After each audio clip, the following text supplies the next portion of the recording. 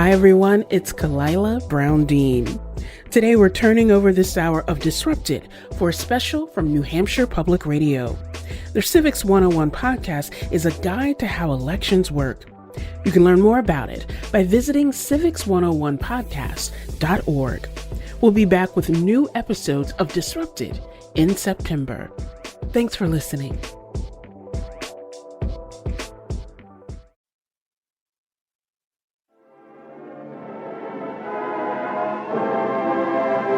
The ballot is right at the voter's eye level, easily read. I found this old promotional video for one of the automatic voting machines that was rolled out in the 50s. And all offices and all candidates are at the same eye level. No candidate suffers by being placed in an unfavorable position. The machine itself is kind of bizarre looking, and frankly does not look all that simple. But in order to sell it... A large number of voters who are disenfranchised every year at the paper ballot type polls by making mistakes. They compare it to paper ballots. Busy people often, by habit, make check marks on the ballot in states where X's are required. And it's just voter after voter. They might as well have stayed home. That vote is a no vote. Doesn't count. Illegal. And I'm watching this thing and thinking... Don't, lady. It doesn't count. Well... That just sounds an awful lot like voting in America today. Good try, sir. But this ballot will be thrown out. For the first time in a presidential election, 9 more states are enforcing new laws requiring eligible voters to present a government-issued photo ID at the polls. Critics point out that there have been few instances of voter fraud in the U.S. and that in Texas, where the state once blocked African Americans and Hispanics from voting, it's more important to encourage voter participation. As we've already seen in the primary season, the right of the black man and woman to vote is still not a guarantee. Laws across the U.S. are being passed to make it harder, not easier to vote. This is the only advanced democracy on earth that goes out of its way to make it difficult for people to vote. I was at a few BLM protests, and at these protests, I get really curious and I ask people, you're really upset, are you going to vote? This is Nazita Lejavardi. I am a lawyer and also a political scientist. I teach at Michigan State University. I teach political science, mostly focusing on American politics, studying how racial and ethnic groups fare in American democracy, whether or not they're facing discrimination, the extent to which they're represented, and also how they perceive their inclusion in American democracy.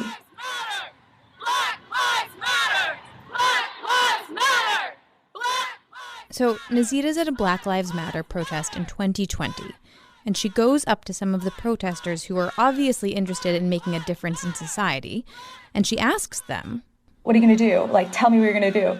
And they're like, "No, we're not going to vote." And I asked them, why? You're here, you're spending your time on a Tuesday morning, what are you doing here? And they say, Bernie isn't running. If Bernie comes back, then we'll vote. I've been hearing this a lot. You've got people who just don't see what they want in the candidate pool, so they're just not going to vote. And it has nothing to do with them not caring. It's just they don't feel like they have good choices. And so then you have to understand, you may not agree with the politics, but what they want is a different vision of America.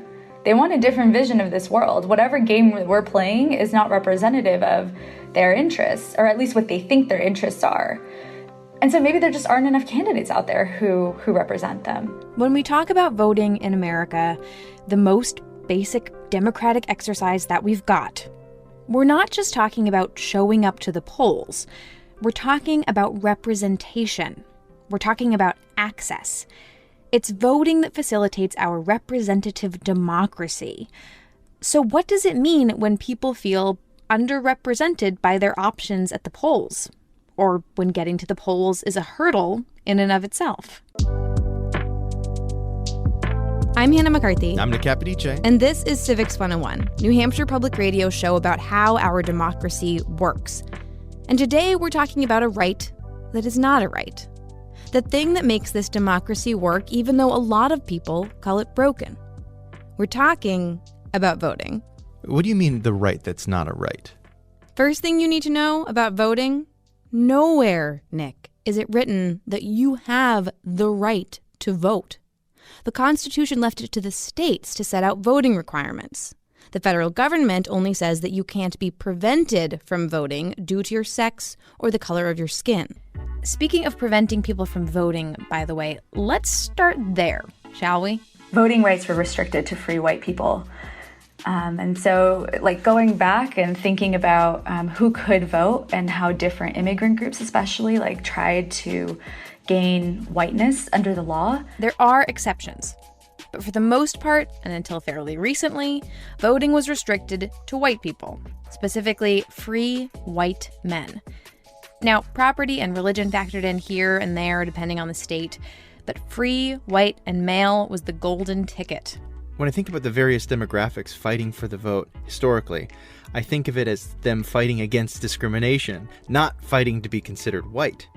What is Nazita talking about in terms of gaining whiteness under the law? Okay, yeah. A major factor in all of this is the Naturalization Act of 1790. It was our first one that was codified, which in effect made it so that only white, free men could become citizens and vote in the U.S.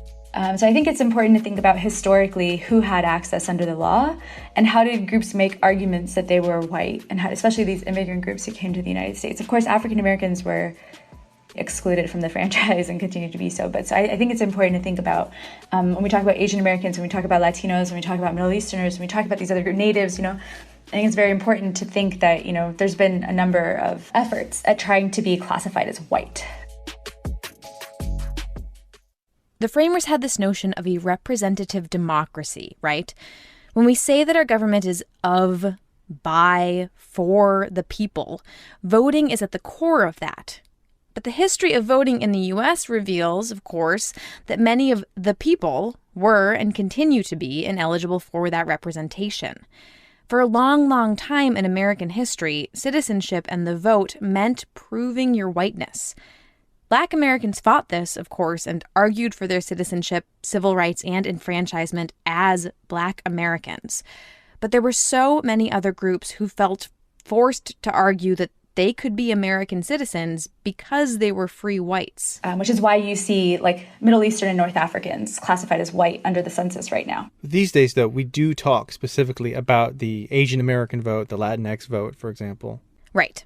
Nazita says that the civil rights movement, that fight on the part of Black groups to have their civil rights observed and preserved in the 1950s and 1960s, resulted in a reinforcement of anti-discrimination laws. And the need to prove your whiteness in order to be enfranchised began to dissolve. Certainly after the civil rights movement and the three major pieces of legislation that came out of the 1965 Civil Rights Acts, right? It's the Civil Rights Act, Voting Rights Act, Fair Housing Act.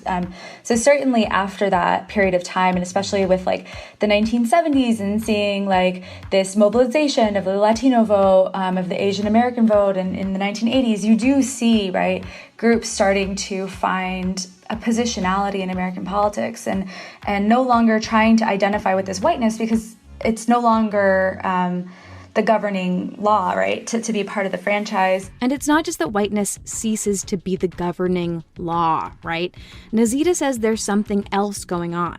Also, I think it's important because these groups were finding a voice and were making demands on the democracy, right? They were making demands for representation. And so certainly there was a shift, and it certainly happened after the civil rights movements for non-Black groups, for sure. Demands for representation.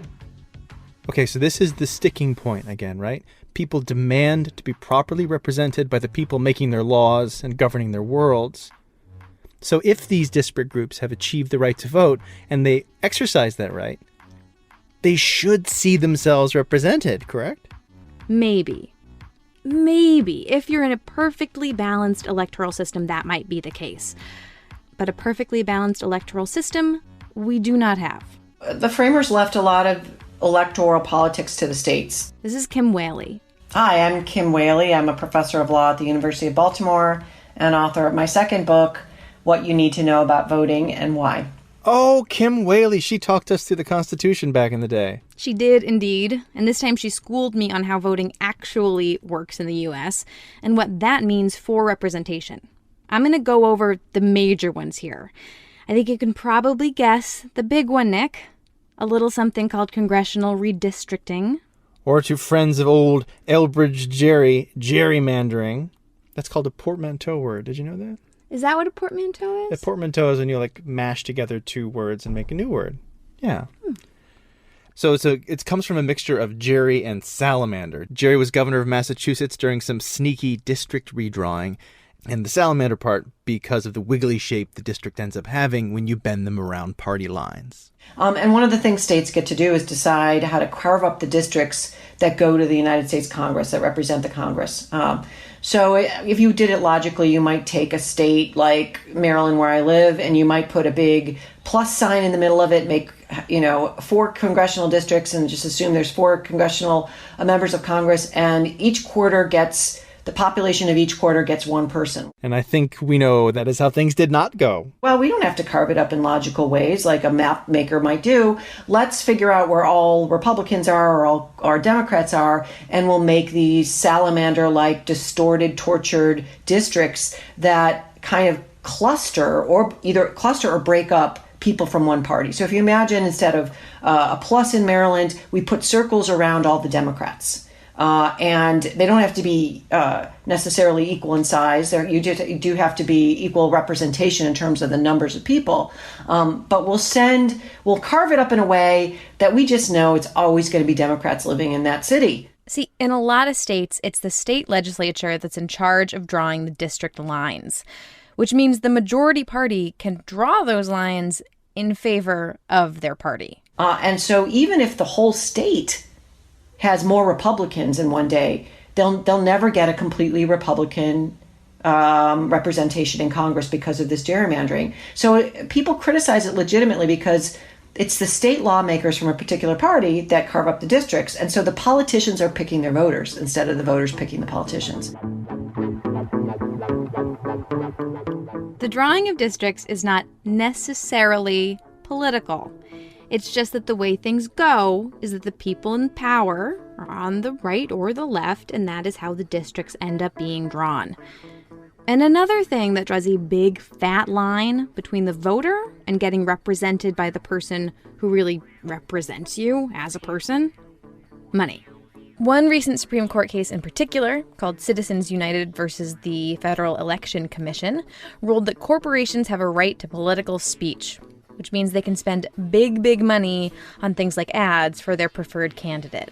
So now politicians care more about raising money from not individual constituents, but from big corporations and, anonymous donors that can put as much money as possible on the airwaves in support of an issue that the candidate cares about. And what you really need to know here is, despite campaign finance reform that has limited the amount of money individuals can give to a campaign, money has found a way to be very much involved in getting people elected. Why is that a problem for you as an individual? So this is where billionaires have big impacts. They still have their First Amendment rights. They want to hire some fancy firm from New York City to spend tons of money flooding the airwaves. They can still do that as individuals. But when it comes to regular people that have bread and butter issues and budgets, that's a problem in our campaign finance system. But because the Supreme Court has treated corporate speech as a First Amendment right, without a constitutional amendment, that can't really change. Congress can't fix that. And there's one last thing that I'm going to mention here when it comes to unevenness in representation. When you go to the polls, you're voting for your delegate, the elector, the delegate to Electoral College. You're not actually voting for the president. Saw this one coming. It always seems to boil down to the Electoral College. So most states, say a state, again, has 10 delegates, and say 51% of the voters in that state voted for Donald Trump. 49% voted for Hillary Clinton. All 10 delegates will go to Donald Trump. So that's a winner-take-all system. The winner-take-all Electoral College system, which we have mentioned many times before on this show, means that someone can win the popular vote but lose the election. It also means that a lot of voters are going to end up feeling unheard and unrepresented. And I hate to add potholes to this rocky road to representation, but Hannah, we still have not talked about the barriers to getting to the polls and to actually being able to cast your vote once you're there. Yeah, I mean, I think what people don't realize is how much planning goes into and strategy goes into mobilizing and demobilizing folks to vote. Here's Nazita again. So oftentimes we say to ourselves like, oh, by 2040, America is going to be majority minority, and so it really won't matter. But that's actually not true because,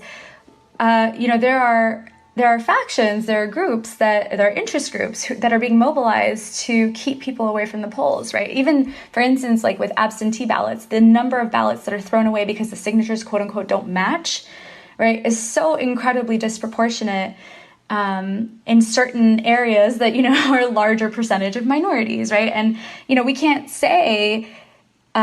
draw so many causal arguments as we would like. All we can say is there seems to be an association, but it does seem like there is a there when you take the totality of the picture together.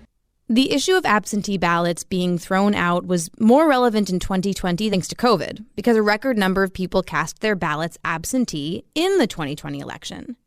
And not only were many people doing it for the first time, but election officials were having to process a higher volume of absentee ballots than ever before. Even considering that, it's striking that there is evidence that ballots in districts with more non-white voters were more likely to be tossed out. So even without understanding how or why it's happening, it's still happening. People are being disenfranchised unequally. Only in this instance, instead of being prevented from voting in the first place, a person might still vote, but that vote doesn't end up counting. And we'll talk more about that trend of actively disenfranchising certain groups of voters, and other ways citizens are simply prevented from casting their ballots when we come back from the break. But before the break, you can feel free to listen to any of our hundreds of episodes on Civics in America at our website, civics101podcast.org.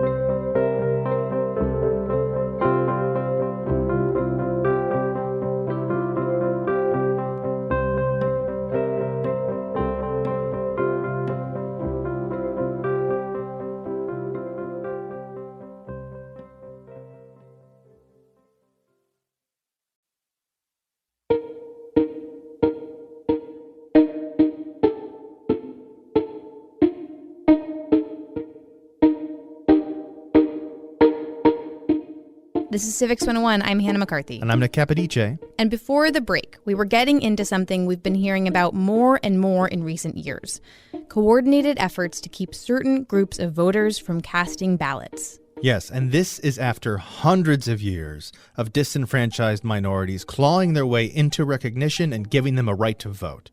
There is still a massive effort to stifle their votes. There have been a series of rules and laws put in place to keep people... politicians are at the point where they're picking their voters rather than voters picking politicians. This is Andrea Haley, CEO of Vote.org.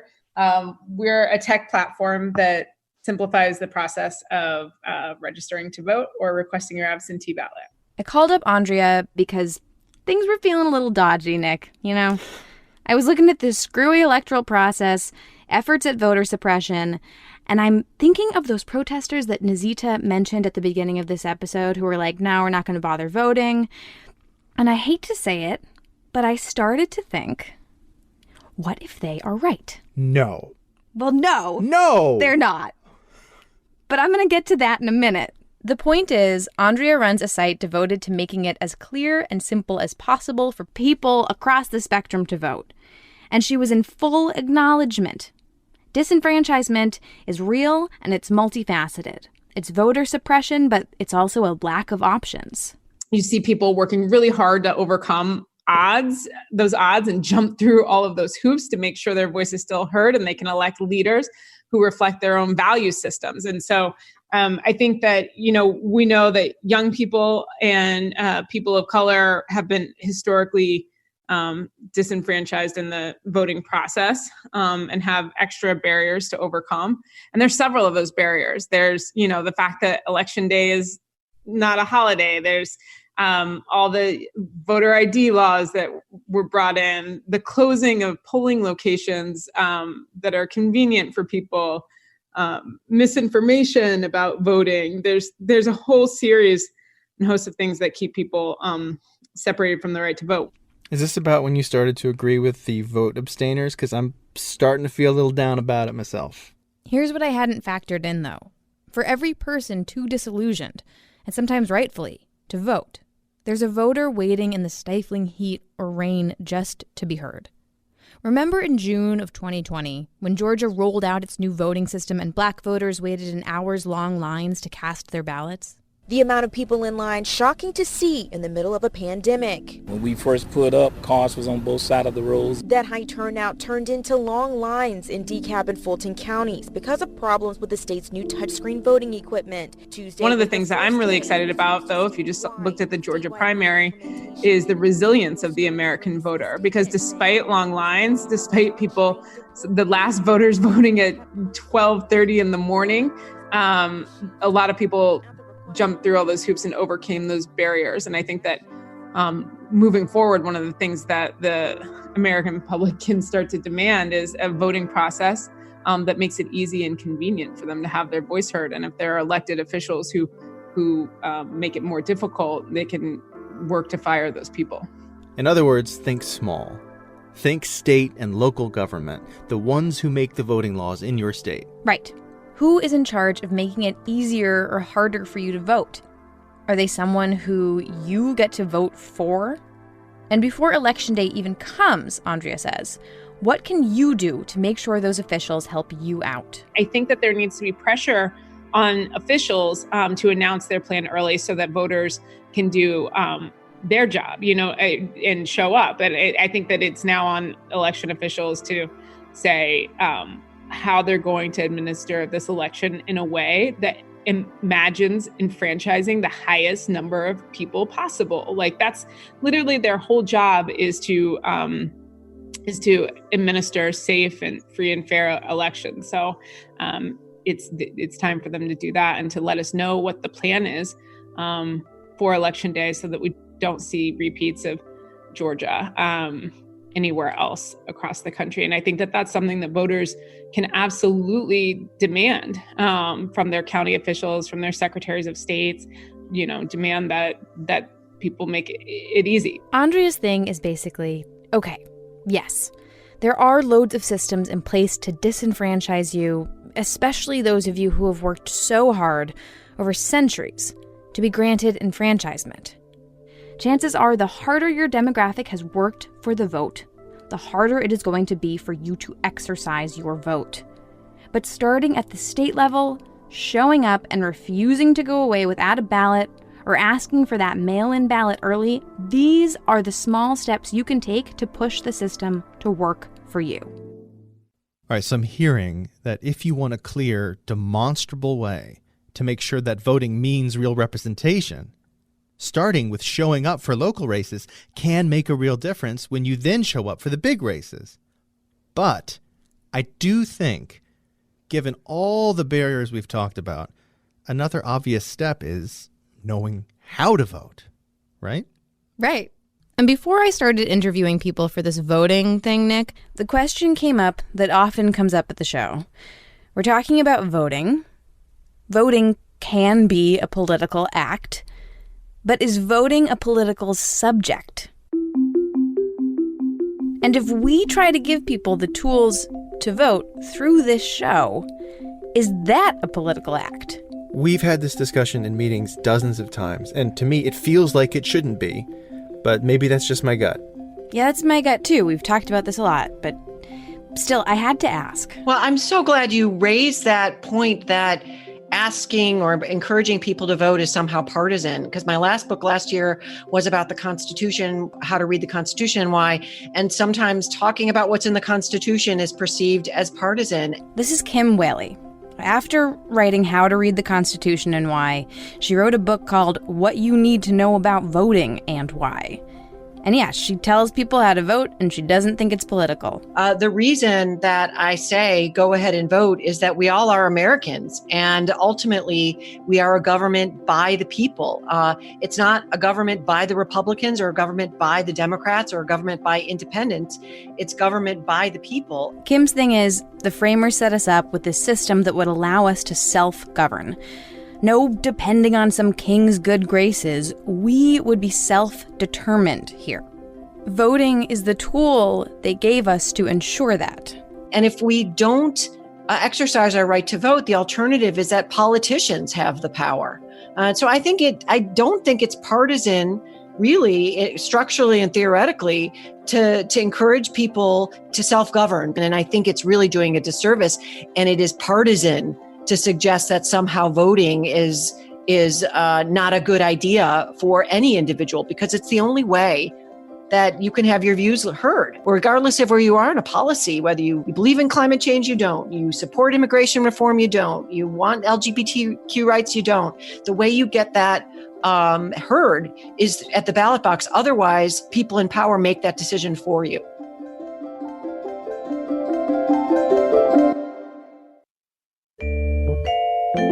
Now, kids, here's a sign that says, "Hey, kids, tell everybody it's your duty to vote." Welcome to Civics 101, the podcast about the way our democracy works. This is another episode about voting, but this time we're going to cover, quite simply, how to do it. You have to be registered in order to vote. The ballot box is the place where your political and moral beliefs get amplified. That is where your ideas can become a reality. So kids, make sure that your moms and dads check the registration days in your community. Before we dig in, it must be said, voting is not easy for everyone. There are a lot of laws, practices, and policies in this country that end up disenfranchising people. And we've talked about that. But if you just want to know how to do the dang thing, well, here we go. Remember, boys and girls, it's their duty and privilege to vote. Make sure that mom and dad do. Number one is to register. If you want to vote by mail, you have to usually apply to vote by mail in order to then vote by mail. So you have to make sure you're registered and on the polls and then request a mail-in ballot. And by the way, since 2020, some states have changed the rules required for mail-in voting, so it's important to check your state's requirements. And give yourself enough time to get it done. The vote-by-mail deadlines may be earlier than Election Day. And just because you're registered to vote in person does not mean you are registered to vote by mail. Hannah, what should people know about registering to vote in person? Just like with mail-in voting, state laws for in-person voting differ. But there are a few things that you should do. Make sure your registration is up to date. If you've moved but still live in the same state, you have to let your Secretary of State know. If you've moved out of state, you have to re-register in your new state. In some states, you can show up on voting day and register, and that's great. But in most states, it's a two-step process. There's a deadline for registering before Election Day, and there's a list of things you need to have with you on Election Day known as ID requirements to prove you're the person who is registered to vote at that polling location. Certain states have stricter ID requirements than others. Can we pause this for just 1 minute? Because I'm forever stuck on this issue of registration and whether I'll actually be on the voter roll when I get to the polling place. How can it be, if I'm a registered voter in my state, I might not be on the list? Yeah, all right. People who take issue with the way this particular practice plays out call it purging, but states call it list maintenance. And list maintenance, that is when people's names are taken off the voter roll? Yes. And to be clear, federal law mandates list maintenance. So this is something that states are required to do. If someone has died or moved or for some reason become ineligible to vote, their name is supposed to be stricken from that list. The specific reasons for canceling a registration are largely up to the states, and they do vary. The idea there is that if lists contain a bunch of people who aren't actually there and or can't actually vote, then you've got an inaccurate representation of a voter pool. And you're spending more money on mailing notices, on printing ballots, and running elections than you actually need to spend. Correct me if I'm wrong here, but there are people who say that this is actually a form of voter suppression, aren't there? Like people who haven't moved, who are still very much eligible to vote, who show up at their polling places raring to go and discover their name is not on the list. This happens. And not just to a handful of people.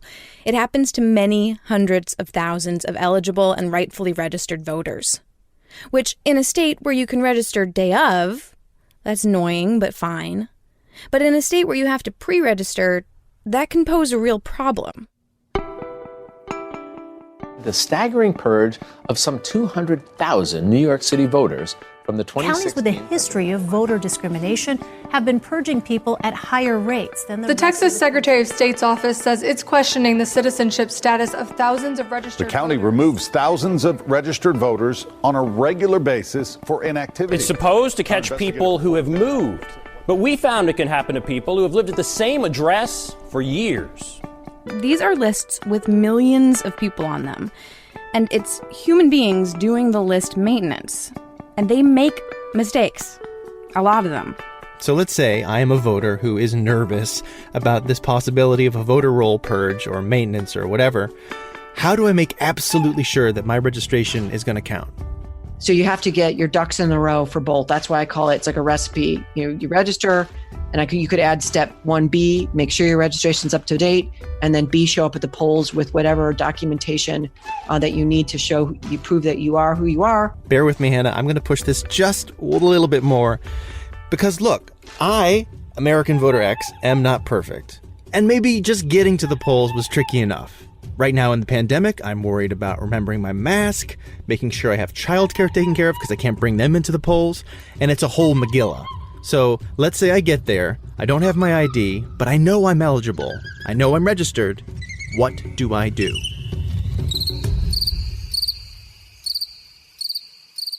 If they turn you away, step 3 would be always ask for what's called a provisional ballot, which federal law requires them to just give you a backup ballot, essentially, that may or may not get counted, depends on the state. Some states make you then follow up with your documentation, but at least it means that you had an opportunity to have your voice heard in some measure. You didn't just go home empty-handed. Also, by the way, some states only require that you sign a form confirming your identity, so the processes vary. The important thing is to ask. Actually, the important thing is to demand. If the polling person is still like, sorry, tough cookies, no provisional ballot for you, then this is what you say, all right? Give me a provisional ballot with receipt as is required by law when requested. Memorize that. Yeah, very good, very lawyery. The issue of the polling place itself. Like, I show up armed with confirmed registration and an ID, and I know what to say if all else fails. And I show up at my polling place, and it isn't a polling place at all. It's closed. Or, as we have seen in recent elections, the line is like 6 hours long, and I have to go take care of my kids. This is the slightly mushier thing about accessing the polls. And a lot of voting rights advocates would say that stuff like this is pretty hard to defend. Poll closure or understaffed polls, they happen. They happen a lot. And yes, it means that some people end up basically prohibited from voting. States cite all sorts of reasons for closing polls, by the way, from tight budgets to needing to be in compliance with the Americans with Disabilities Act, to a polling place having had in recent years a low turnout. I brought the closings question to Andrea Haley. She's the CEO of Vote.org. I also asked her if she thought voting was a partisan subject, by the way, and she also said no. And neither, in her estimation, is reasonable access to the polls. People should ask that of their county and state officials and say, what are the plans? Because, look, I'm head of Vote.org, and when I went to vote on primary day in Indiana, I did not know that they were closing hundreds of polling locations. I didn't know that I was going to be standing in line for hours at a time. I think states are going to have to, if you're going to have massive closures like that, you have to make that really well known to public, but the public should demand that polling locations stay open. We know that polling locations tend to be closed or more difficult to reach, especially for lower income folks in this country. I do not think all these closures are a mistake. The suggestion there is that there is something political going on, isn't it? If these closures aren't mistaken, that means people are being actively, purposefully denied the vote. There are a lot of people who would say that is not the case. That these measures are in place to protect the vote, to keep the vote secure, keep the process unsullied. And you can't discount the fact that even with the protective measures put in place by our Constitution and various laws, those laws don't always translate into action. Because they're being translated by fallible, corruptible, self-interested human beings. You know that James Madison quote from the Federalist Papers about men and government? Yeah, boy howdy do I. If men were angels, no government would be necessary. Yeah.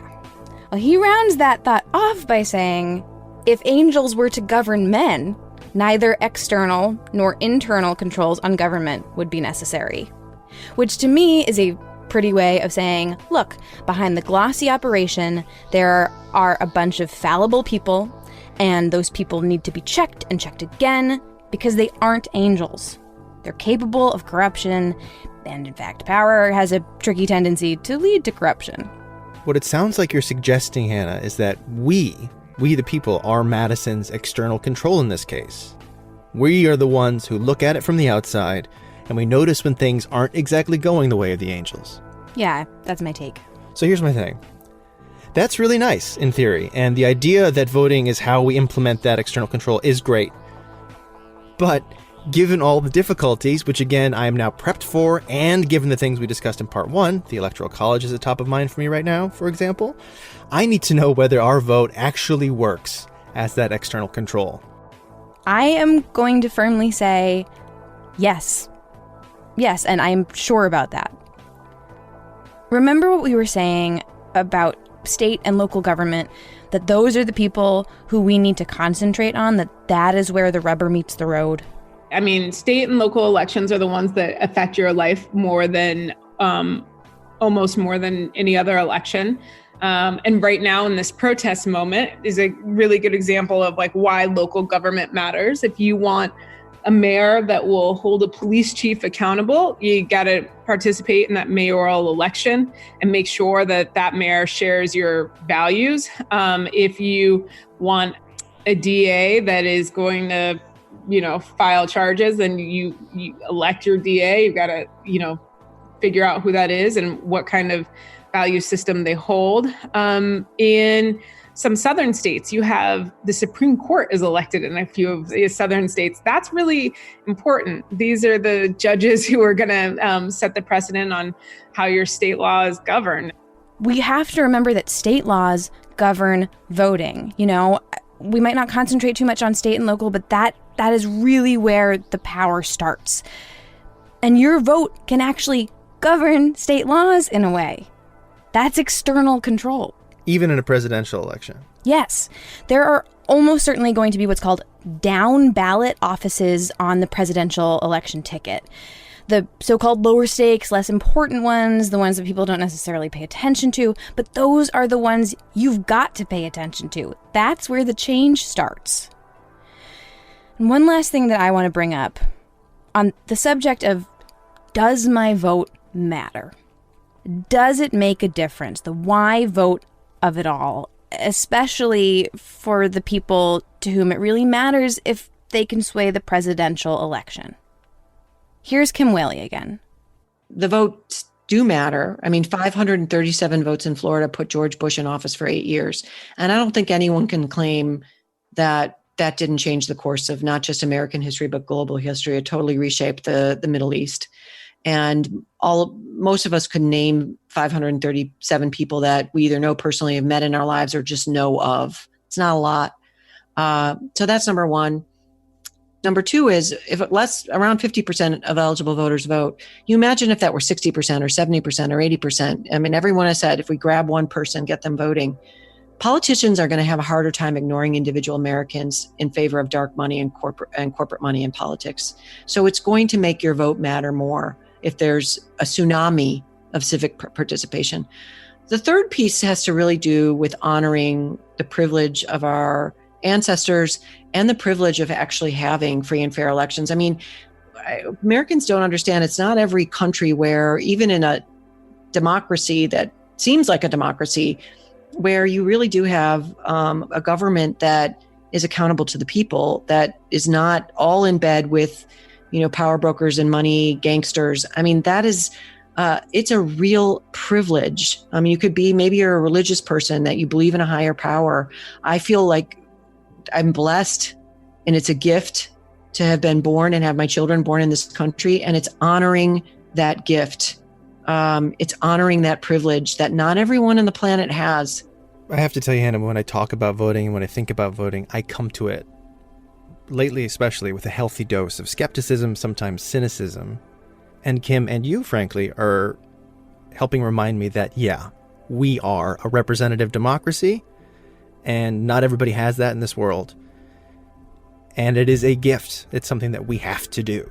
Yeah, and I think part of the idea is the only way to preserve it is to participate in it, right? So go out and vote while you can.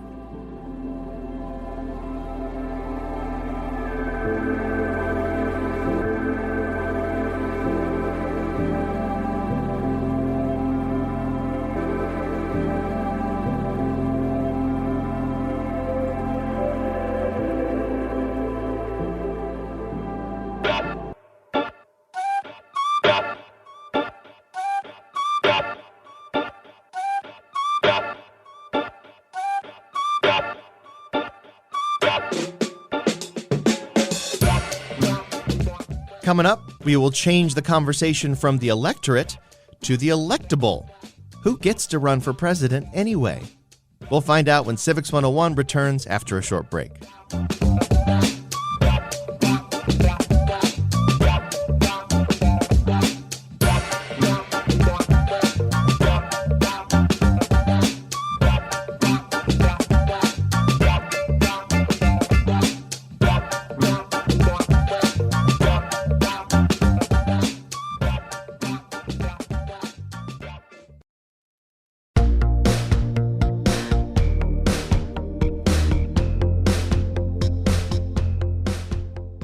Nick, have you ever wanted to run for president? Absolutely not. I think the very fact that I don't know how to tweet about anything is reason enough. I can't be like, I'm doing this, everybody. Because that feels too self-promotion-y to me. It grosses me out, which is ridiculous. So I couldn't be a politician of any kind. If this is what the people want, then I will do that. So let's just be straight about it. Are you considering running for president yourself? I want everybody to be absolutely clear. I'm not running for vice president. I'm running for president of the United States of America. I'm running for president. I'm running for president. I'm running for president. I am running for president. I am running for president of the United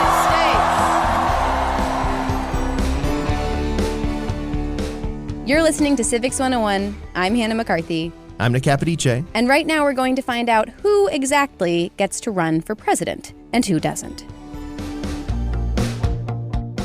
So, Nick, there are 3 qualifications a person has to meet to run for president. 2 are pretty straightforward. 1 is not. And absolutely none of them have anything to do with political experience, leadership abilities, or an affinity for oval-shaped offices. The first one is age. You have to be 35 years or older, and that is when you take office. You can still be 34 on Election Day as long as your birthday's coming up. This is Brady Carlson. He's the All Things Considered host at Wisconsin Public Radio and the author of Dead Presidents, an American adventure into the strange deaths and surprising afterlives of our nation's leaders. Okay, rule number 1, you have to be at least 35 years old. Got it. What's the second rule? The second is a residency requirement. It says you have to be an inhabitant of the United States for 14 years or more. This is mostly a carryover from the early days of the country. They didn't want someone who maybe lived in the UK up until, the Constitution was ratified, suddenly taking a boat trip across the Atlantic Ocean and then saying, hey guys, I'm here, I'm going to be your new president. That said, though, there have been some questions about what exactly it means to be an inhabitant, because it's not entirely spelled out in the Constitution. It says you have to be an inhabitant for 14 years, but does that mean 14 years in a row? Does that mean 14 years over the course of your life? And just the word inhabitant itself can be interpreted in different ways. Does that mean that you're physically in the United States for up to 14 years? Or does it mean that you maintain a domicile, like you have a physical mailing address? For example, some of our former presidents were in the military and served overseas. That service does count toward the 14 years of inhabitancy. But what if you were just working abroad, not as part of the military? Or you were living outside the U.S. for a stretch of time for some other reason? There was a question in the 20th century about Herbert Hoover. Hoover was a mining engineer. He studied geology in college and worked all over the world inspecting mines to figure out if they were good investments or not. He had worked overseas before he was elected president, and it was within that 14-year window. So if inhabitant meant 14 straight years of being in the United States ahead of being elected, he might have not been eligible to be president. That's obviously not what happened, though. The requirement of living in the United States for 14 years turns out to be less significant and controversial than the final requirement to run for president, which has to do with citizenship. Number 3 is the most complicated qualification, so I'm just going to read it right out of the Constitution. No person except a natural-born citizen or a citizen of the United States at the time of the adoption of this Constitution shall be eligible to the office of president. What it means to be a natural-born citizen is something that the courts have not entirely weighed in on, so it is definitely up to interpretation. So you can't run for president if you weren't a U.S. citizen from the very moment you were born? Even if you became a U.S. citizen later in life? That's right. But the term, quote, natural born gets even more complicated because you don't have to have been born on U.S. soil to be considered a U.S. citizen from birth. You can be born a U.S. citizen if you were born abroad, so long as at least one of your parents is a U.S. citizen and that parent has also spent time living in the United States. And there have been several presidential candidates over the years who were born outside the United States and had their qualifications for presidency called into question. Take Senator Ted Cruz, for example. He ran for president in 2016. Jobs, freedom, security, Cruz. I'm Ted Cruz, and I approve this message. I remember being at a primary event that he had in New Hampshire during the 2016 campaign, and a guy in the audience put it to him point blank. He said, "Ted Cruz, you were born in Canada. To me, a person born in Canada is not a natural-born citizen of the United States, and therefore you're not eligible to be president." So here's the backstory. Ted Cruz was born in Canada. His mother was born in Delaware, so she was an American-born person. His father was born in Cuba. At that point, he was not a citizen of the United States, but he is now. They were working in Canada at the time, and so Ted Cruz said by virtue of having a mother who was an American citizen, he was a natural-born American. And the quote he gave was, "I have never breathed a breath of air on this planet when I was not a U.S. citizen. It was the act of being born that made me a U.S. citizen. So under the law, the question is clear. There will still be some who try to work political mischief on it, but as a legal matter, this is clear and straightforward." Ultimately, it's a question that can be decided in the courts. Now, that's one that hasn't totally been decided in the courts. In Ted Cruz's case, there were several legal challenges to his candidacy. Most of those were turned away on procedural grounds. A few declared that basically that his explanation was good enough. But unless someone files a lawsuit against you, basically your word is good enough to get you qualified. But there have been other challenges over the years. John McCain, in fact, when he ran for president, faced some legal challenges because he was born in the Panama Canal Zone. He wasn't born in a state. Mitt Romney's dad, George Romney, when he ran for president in the 1960s, he was born in Mexico to American parents, and they both faced these same kinds of questions. Now, like I said, the U.S. Supreme Court hasn't taken this up. So the broad understanding up to this point is essentially if you're born in the United States, you're a natural-born citizen under the birthright citizenship in the 14th Amendment to the Constitution.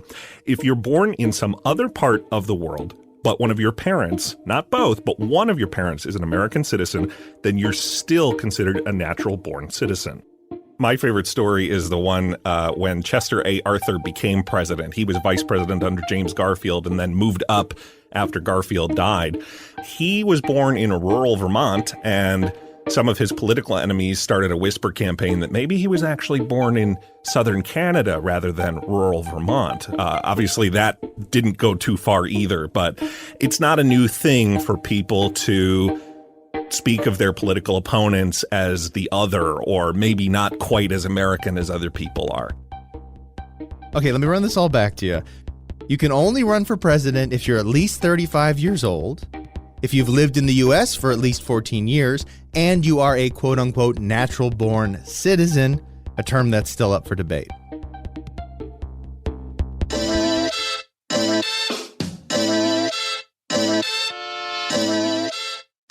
This episode of Civics 101 was produced by me, Nick Capodice, along with Hannah McCarthy. It was edited by executive producer Rebecca Lavoie and senior producer Christina Phillips, and featured music from Chris Zabriskie, Ketsa, Blue Dot Sessions, Xylo Zyko, and Jazar. For more about the podcast and to sign up for our newsletter, visit civics101podcast.org. Civics 101 is a production of NHPR, New Hampshire Public Radio.